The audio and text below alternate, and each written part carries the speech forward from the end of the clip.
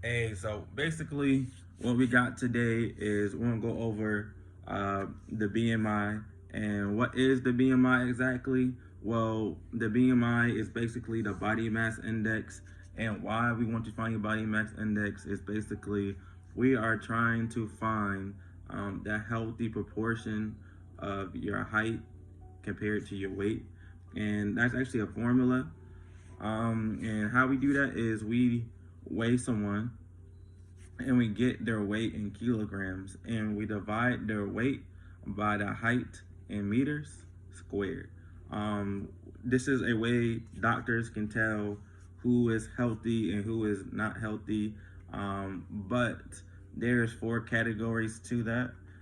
We got your underweight, normal, overweight, and obese.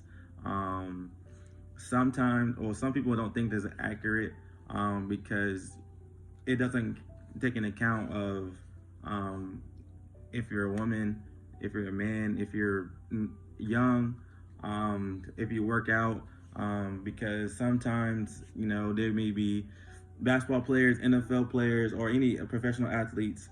They work out all day and they may be above their BMI for their certain height, but they're still healthy, and vice versa. Some people might have less muscle mass um, than fat levels, but they're still considered healthy for the BMI.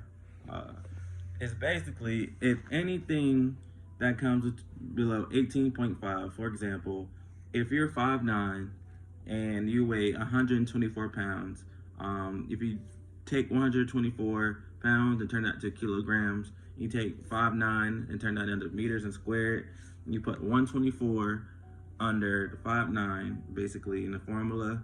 If it comes down to under 18.5, that is considered underweight. If you do the same thing, if you put 125 to 168, you come down to 18.5 to 24.9.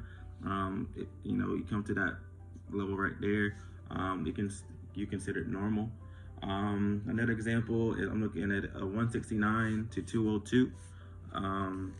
If you're 5'9", it comes in between those two ranges. You consider it overweight. And if you're 5'9", 203 pounds or over, that's 30. You would be considered obese. But if you're 5'9" and like a running back for the NFL, you may weigh 200 pounds. You're healthy, but compared to the BMI index, you could be considered obese. So that's some things that is not really accurate for the BMI index. It just a way for doctors really to tell if you're healthy or not based on your height and your weight. Basically, children also has a BMI, but it's different from the adults, but also the same. They actually calculate it the same, but for children, it's more towards age and very sex specific. Kids grow differently, and genders too. There's different fat levels, and they put it in percentiles. For example, a kid, who is like 56 inches. That's the average height for a 10-year-old. He might be 100 to 103 pounds. That will put him in like the 95th percentile. That basically means he's a lot bigger or way more for his height and age compared to the other children at his height and age. So that would consider him obese. So that's how that works. So it's not like the adults where they chart you based off your height and your weight. But it's just more factors that go into that as well.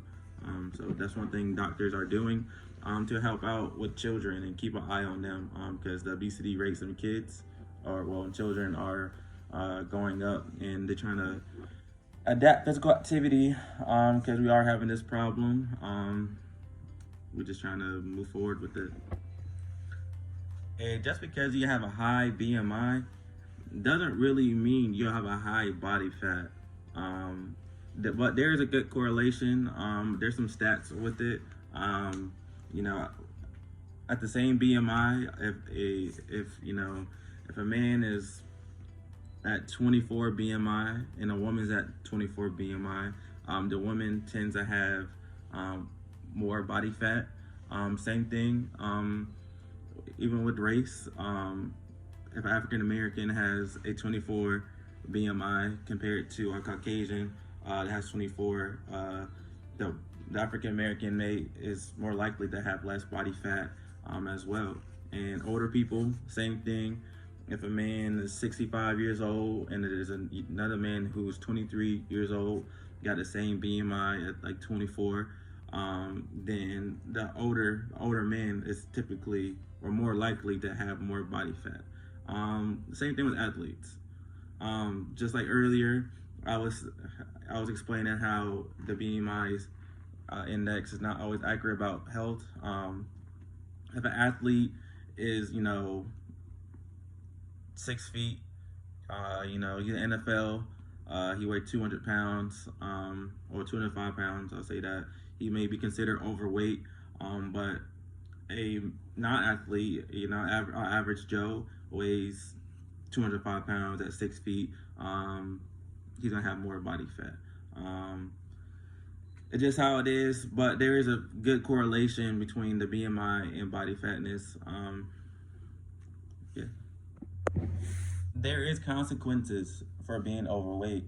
Don't get that confused. You might be an athlete, but not everyone makes it to be an athlete. But there is consequences being overweight. Consequences are you have a higher mortality rate. You have more risk at type 2 diabetes. You have more chance to have a stroke, heart disease. You might have more bladder problems. You might have sleep apnea. There's a lot of things that can go wrong with being overweight. And don't confuse being overweight with having high muscle mass. If you want to be active, make sure you be active. Be active in the gym. Be active in the weight room. Be active outside with your friends. Just don't sit home and eat and play video games all day.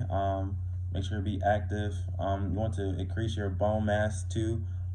Drink some milk, vitamin C, everything like that to help you out in the future.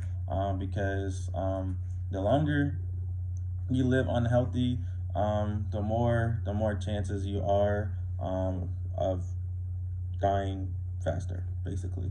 So just make sure you stay healthy and make sure you stay active. Try to get 30 minutes of activity every single day. Once you get older, 250 minutes a week is a requirement. So just take this, learn from it. Just know there's a correlation between BMIs and your health. So take it seriously. When you go to the doctor, ask them about your BMI. Ask them what you can do to lower it and see where you at. If you're overweight, don't freak out because you're still young. You got a whole life to live. You can do great things with that.